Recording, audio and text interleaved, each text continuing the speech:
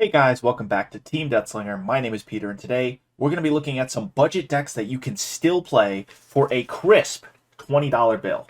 Now, what started this idea is my younger sister wanted to get into the card game. She wanted to play a Lopmon deck, and that kind of got me cooking. She had a $20 budget. She likes to own her own cards. She doesn't want to proxy anything. She doesn't want to play one of my decks. So I had to put something together for her. So I figured I might as well throw a couple together and show you guys what you can do with a $20 bill.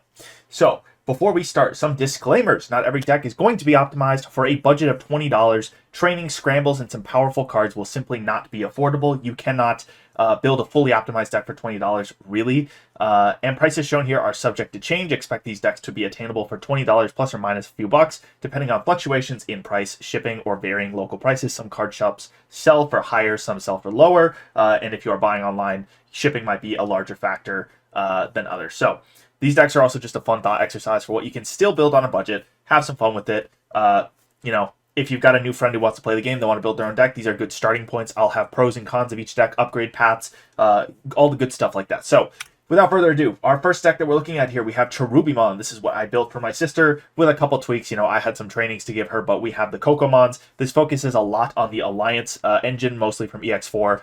And we have the EX4 Lopmons, the starter deck Lopmons, Lopmon X, the Terulimon, the Wendigomons from the starter deck, and the Alliance ones. Our Alliance Antilamons that are going to play as back bodies. Cherubimons that play as bodies. The Cherubimon X is kind of the top end for the deck. And then we have Shuchong Wu. Sorry, I probably said that wrong. Shuchong Wong, sorry. Henry Wong, Shoto Kazuma, Mimi, and then we're running 4 memory boosts and 3 double typhoons. The Mimis are kind of sort of where a lot of our budget goes. Shoto is also a place where it goes. This deck wants to put bodies on the board, so Mimi's a great choice for giving the deck a little bit of extra oomph without going too crazy on the budget. But if we look at the cost breakdown here, most of our budget we can see the Mimis and the Shotos. It's $3 each for the 2 of them, and then our starter deck Lopmons are 87 cents a piece. We need 4 of them, which brings our total to $18.21. I just realized my face is going to be in the way of some of these upgrades, but I will read them out to you. So, pros and cons of this deck. It focuses on the Lopmon line. That is what I was asked for, so that's what I put together. It has an Alliance-heavy strategy. In my opinion, at a lower power level, Alliance is still really strong. It's basically security +1 with really big DP. Gives you a taste of aggression without having to run a really aggressive red deck. Some of the problems, though, we have no real removal. I think we have some lower end removal with that Cherubimon X-antibody. And we do lack some defensive options. I put Shoto in the deck specifically because it gives blocker to a Digimon. When we are playing out free bodies with the Cherubimon line, we get free bodies that we can use as blockers with Shoto if we're not going to swing in with Alliance checks. Some very obvious upgrades that we can go for. If you have the budget, you can put trainings in here. You can add in the Terriermon or Rapidmon support. Part of what I really like about this Lopmon core is that she can play this deck, and then she can decide what she likes about it, what she doesn't like about it. She can try adding Terriermon, Rapidmon stuff. She can try the Mega Gargomon Aces. There's lots of ways you can go with the Bunnies package. Cherubimon Ace is also a really obvious upgrade card. It's really fantastic in any deck that's spitting out bodies, and it's a good ace for the deck. And then we do have Ruin Mode and Death X. If she decides she just really loves this deck and she wants to min-max it to the fullest that she can, those are both options she can put in. We are also primarily purple-based, so she's got a lot of funky purple options that she could try and run if she felt like it. Next, we're looking at Barbamon. I did just post a deck profile for this deck. It is relatively the same. We are just missing training, some X-antibodies, and some Mimis. So our cost breakdown on this, the promo Demi-Devimons do eat up a large portion of our budget. It's $3 whole for our 2 copies of promo Demi-Devimon. Our Barbamons are $1 a piece. Moon Millenniummon, 59 cents, a whopping big card. Calling from the Darkness, surprisingly also taking a pretty decent chunk out of our budget, $1.50. And the purple memory boosts are about $1 a piece. Starter deck Matashita, 95 cents. And Miss Memory Boost being 65. Really are big cards. And then everything else is more or less penny commons. So some pros and cons of this deck. Discard and Recursion really does teach the purple identity. A lot of what purple wants to do is discard cards and bring bodies back. It is a really obvious strategy. It's easy to learn. You can argue that it's hard to master. There's timings. There's other tech cards that you can run that min-max what you are doing. But this deck really does suffer from no real removal. It lacks defensive options. If you don't swarm fast and swarm wide, you're going to get run over more than likely. Some obvious upgrades for this deck as well. Trainings, the X-antibodies that we talked about. Ruin Mode is a fantastic card for this deck. And then Mimi and other flex cards fit in here as well. I think Mimi's a good control option for this deck, but you can also customize this to your flavor because it is purple and you have lots of ways to build a deck. Next, we have Jmon. This was my kind of red deck of choice. We have the starter deck already, but I think we can do a little bit better than the starter deck for a little bit more money. So we have the Greymons. Just your generic Hakumon package. I did opt for the Greymon, the starter deck Greymon, because it got an RB reprint. It's pretty cheap. per copy, and the security +1 is a really aggressive card you can use. You will notice we are missing Decoy Sister. That's because it's $1.50 a piece, and quite frankly, this barely fits in the budget as it is. And then we do only have 2 copies of the Jmon X because it's also quite expensive. Obviously, also missing Jmon GX, and we have the heroes there, which could also be subbed out for something a little bit more efficient. So here's our cost breakdown. We have the big spenders in this deck are our Jmon X's, which are $3.58 a piece. That's $7 whole of our budget, quite a bit when we're only spending $20. The Master to Disciple is also a little bit pricey, but I felt like we really have to run it in the Jmon deck. And those 2 cards really constitute the big spenders in the deck. I mean, the Savior Huckmons add up to $1.50. The Sister Mont Blancs are $1.22. If you add the Decoy Sisters in here, you're a little bit over budget. But the nice thing about Jmon is that you have a lot of room to swap around your Sister Mons, which you can see in the pros and cons. This also teaches the joy of red aggro. You have lots of ways to swing in, lots of checks. It gets aggressive, gets in your opponent's face, and gets you wide card bodies for your troubles. This is also going to be getting support in the future, so this isn't a bad place for a lot of players to start if they want to spend their $20 on this deck and then upgrade it when the Special Booster 2.5 with the BT20 or BT19 and BT20 support comes out, I believe. Kind of an issue with this deck, though, is that it is high roll or bust. You're either smashing out your opponent really fast with the aggressive cards, or you're not, and you're going to roll over and die.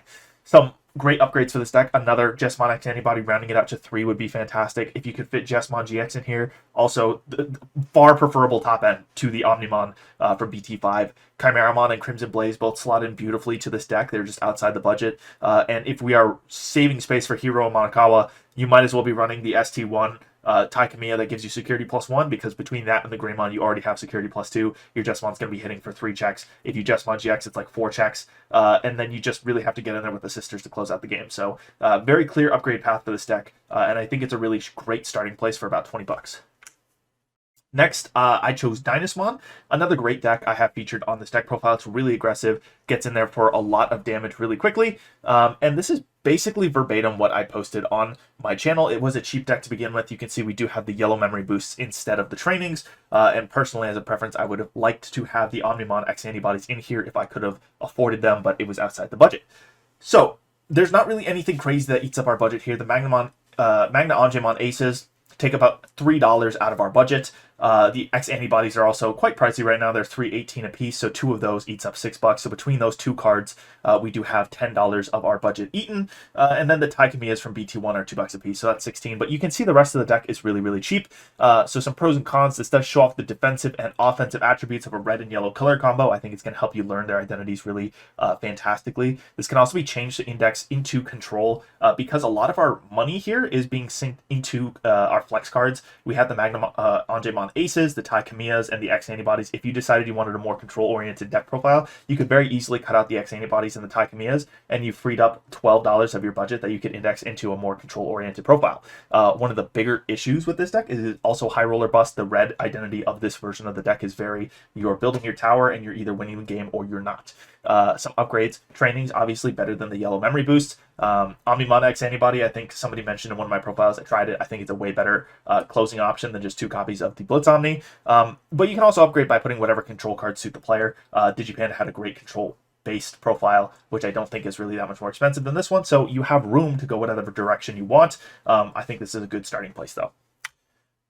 For blue, we have sea animals. I did try and hit every color to the best of my abilities. So sea animals for blue, it's kind of a very middle-of-the-road fish package. We are missing some top-end power. If we could index more into the Deep Savers, we would, but we are missing the budget for that for the most part because of those Giga Seedramon Aces.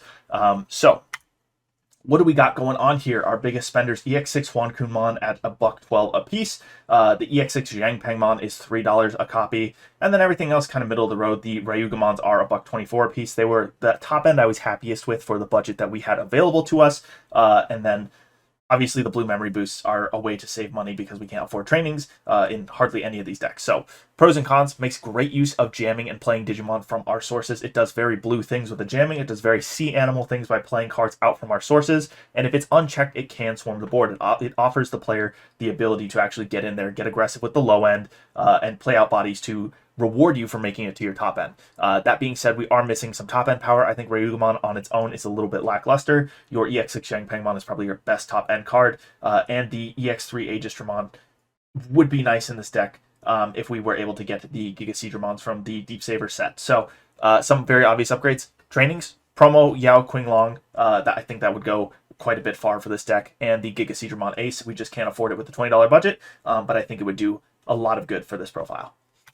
Lastly, hitting black, we have Jmon. I could totally see the argument that this is really just yellow in disguise, but this was the best I could do in black. I think it's really intuitive. I think it's really easy to play. It has a lot of floating bodies, and you do have the advantage of this profile is that you have a lot of wiggle room in your tech cards. The Jmon engine itself is extremely cheap, very easy to get into, and you get to choose where to spend your budget a little more freely. And if you know card prices, you can probably see where all of my budget went. So let's talk about it. You can see everything is dirt cheap, and then we have a $10 Shadow Seraphimon Ace in there, which is basically the entirety of our budget. We have 2 yellow scrambles as well for $2.48, and everything else is just our 5 to 10 cent commons, uncommons, and rares. So pros and cons, lots of floating bodies. Splash as well with several yellow and black tools. If you can get the Edimon that forces an attack, it gets even better with the Shadow Seraphimon Ace.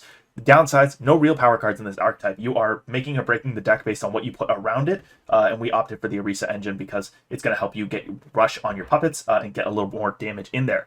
So your budget is all in those tech cards. Shadow Seraphimon ate a lot of our budget. For upgrades, I would have put trainings. If I get another Shadow Seraphimon Ace, I think that'd be great, but 2 of them is already more than our budget as a whole. The promo Orisa, also fantastic for this deck, getting memory back when you evolve into a puppet trade Digimon. And if you really, really wanted to, Ruin does fit in the deck, but I don't know if it's the best fit in this deck. I think it's a little bit of a flavor choice at that point. So that's what I've got. I've got 6 budget decks for you guys to show to your new friends, new players, people who want to get into this game and are intimidated by the starter decks perhaps, or don't have the most money to put into it. Let me know what you think in the comments down below. Let me know how you get people into this game. Consider becoming a channel member today. Thank you for watching. Have a great day.